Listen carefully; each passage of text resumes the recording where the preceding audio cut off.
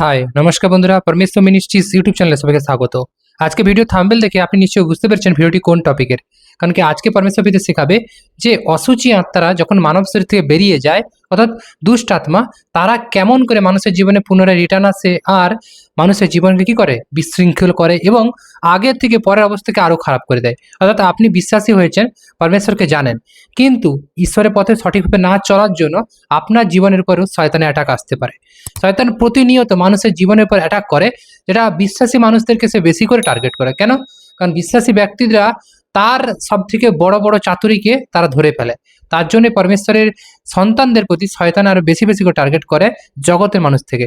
তাই আসুন এই বিষয়ে আমরা শিখবো। আর পরমেশ্বর মিনিস্ট্রি ইউটিউব চ্যানেল নতুন দর্শক হলে অবশ্যই চ্যানেলটিকে সাবস্ক্রাইব করবেন, আর আমাদের ভিডিও যদি ভালো লাগে অবশ্যই লাইক কমেন্ট শেয়ার করবেন।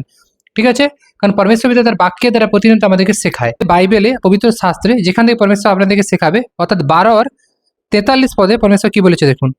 আর অসুচি আত্মা যখন মানুষ হইতে বাহির হয়, তখন জলবিহীন নানা স্থানে ভ্রমণ করত অবস্থায়। অর্থাৎ অসুচি আত্মারা যখন মানুষের শরীর থেকে বেরিয়ে যায়, যখন আপনি ঈশ্বরকে জানলেন, সত্যকে জানলেন, ঈশ্বরের বাক্যতে এসলেন, অসুচি আত্মারা আপনার জীবন থেকে বেরিয়ে যেতে বাধ্য হয়। আর তারা কি করে? তখন জলবিহীন নানা স্থানে ভ্রমণ করে। অর্থাৎ আপনি যিশুতে আছেন, পরমেশ্বরের বচনে চলছেন, তো পবিত্র আত্মা আপনার জীবনে এন্টার করবে।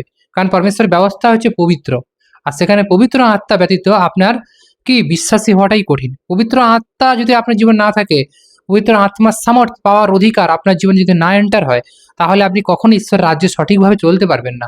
যতই আপনি বিশ্বাস করুন, যতই আপনি ঈশ্বরের বাক্যতে জুড়ুন, বা ভবন বা সৎসঙ্গতি বা জেরুসালেমে যান, আপনার আত্মার উন্নতি হবে না। কেন হবে না? যখন আপনি পবিত্র আত্মাকে না রিসিভ করবেন, তখন আপনার আত্মার চোখ খুলবে, তখনই আপনি ঈশ্বরের বিষয়কে আরো গভীরভাবে এবং ঈশ্বর যেটা বলে তার লিডার্স, পাস্টার্স, শিক্ষকের দ্বারা সেটা আপনি উপলব্ধি করতে পারবেন। আর অসুচি আত্মা যখন মানুষ হইতে বেরায়, তখন জলবিহীন নানা স্থানে ভ্রমণ করে। আর অসুচি আত্মারে কি হয়? যখন মানুষের শরীর থেকে বেরিয়ে যায়, তখন সে জলবিহীন বিভিন্ন জায়গায় কি করে ঘুরিয়ে বেড়ায়। সে বিশ্রামের অন্বেষণ করে, কিন্তু তাহা পায় না। সে কিসের অন্বেষণ করে? বিশ্রাম খুঁজে, যে কোথায় গেলে আমি আবার পুনরায় আনন্দের সহিত বাস করব, রাজ করব, রাজত্ব করব। তখন সে বলে, আমি যেখান হইতে বাহির হইয়া আসিয়াছি আমার সেই গৃহে ফিরিয়ে যায়। অর্থাৎ মনে মনে সে ভাবে যে আমি যেখান থেকে বেরিয়ে এসেছিলাম সেখানে প্রচুর বিশ্রাম ছিল, আর সেই ব্যক্তিকে ভুল পথে আমি কন্ট্রোল করতাম। কিন্তু আজকে আমি সেই ব্যক্তির মধ্যে থেকে বেরিয়ে এসেছি, কারণ সেই ব্যক্তি পরমেশ্বরের ওয়ার্ডে রয়েছে। আর তখন সে বিশ্রামের অন্বেষণ খোঁজে, দূরে এসে কোনো কোনো জায়গায় বিশ্রামের অন্বেষণ করে। কারণ কি অশুভ আত্মারা বডি খোঁজে, বডি ছাড়া আত্মাদের কোনো ভ্যালু নেই।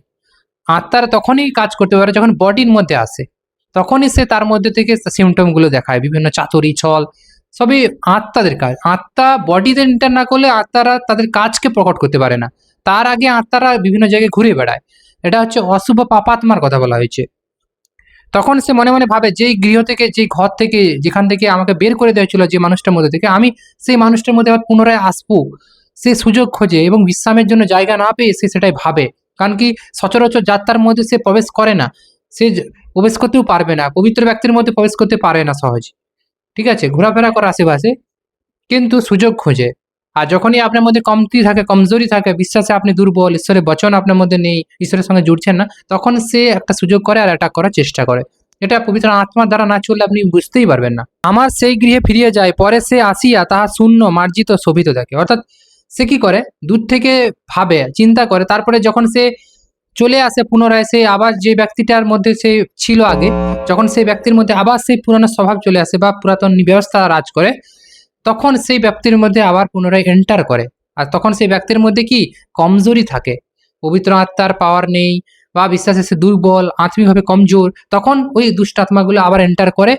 কিন্তু এখানে কি বলেছে দেখুন, তখন সে এই যে শোভিত মার্জিত দেখে, তখন সে গিয়ে আপনা হইতে আরো দুষ্ট অপর 7 আত্মাকে সঙ্গে লাগে। অর্থাৎ এর আগে সে একা ছিল, এরপরে যখন সে আসবে পুনরায়, আপনার বিশ্বাসে মজবুত না হওয়ার যে আপনার দুর্বলতা, সেখানে কাজে লাগাবে, এবং সে কি হবে? 7 আত্মাকে সঙ্গে নিয়ে আসবে তার সঙ্গে। টোটাল কি করবে? 8 আত্মা আপনার কাছে এসে রাজ করবে। আর তাহারা সেই স্থানে প্রবেশ করিয়া বাস করে, তাহাদের সেই মনুষ্যের প্রথম দশা থেকে শেষ দশাকে আরো মন্দ করে। অর্থাৎ তারা কি করে? তারা সেই জায়গায়, সেই ঘরে পুনরায় ঘুরে এসে রাজত্ব করে, আর আপনার শরীরকে কিন্তু আগে থেকে আরো বেশি খারাপ করে দেবে। আরো আপনার জীবনে সমস্যাকে নিয়ে আসবে, বিভিন্নভাবে ভ্রান্ত করে দেবে, বিশ্বাসের পথ থেকে টোটালি সরিয়ে দেবে। কারণ ও আত্মাগুলো এন্টার করলেই আপনি সম্পূর্ণ আলাদা হয়ে যাবেন, আপনি ঈশ্বরে বাধ্য থাকবেন না, অবাধ্য হয়ে যাবেন। কারণ ও আত্মাগুলি আপনাকে অবাধ্য করে দিবে, আপনার কিছু করতে হবে না। আপনি চেষ্টা করলেও আপনি ঈশ্বরের সঙ্গে জুড়তে পারবেন না, এমনভাবে তারা গাইড করবে আপনাকে। তাই পরমেশ্বর বলে পবিত্র আত্মাকে তোমাদের জীবনে স্থান দাও বেশি বেশি করে, আর ঈশ্বরের খ্রিস্টের বাক্যকে। তাহলে শয়তান আসতে ভয় পাবে, আর শয়তান প্রবেশ করতে পারবে না। যতক্ষণ আপনি নিজেকে সুন্দর মজবুত রাখবেন বচনের দ্বারা, ঈশ্বরের ব্যবস্থায় জুড়ে থাকবেন, তত বেশি আপনি ঈশ্বরের আত্মার পাওয়ারের দ্বারা শয়তানকে কি করে পরাজিত করতে পারবেন। দুষ্ট লোকদের প্রতি তাহাই ঘটিবে। অর্থাৎ এই কালে যারা দুষ্ট লোক, যারা পরমেশ্বরের বিরুদ্ধে চলে, তাদের উপরে এইরকম আঘাত আসবে। যিশু নামে পরমেশ্বর ধন্যবাদ। এতটাই। আজকে ভিডিওটি যদি ভালো লাগে অবশ্যই লাইক কমেন্ট শেয়ার করবেন। আমাদের চ্যানেল নতুন হলে চ্যানেলটিকে সাবস্ক্রাইব করবেন। প্রেজ অফ লর্ড, পরমেশ্বর তারিফ হোক। আমিন।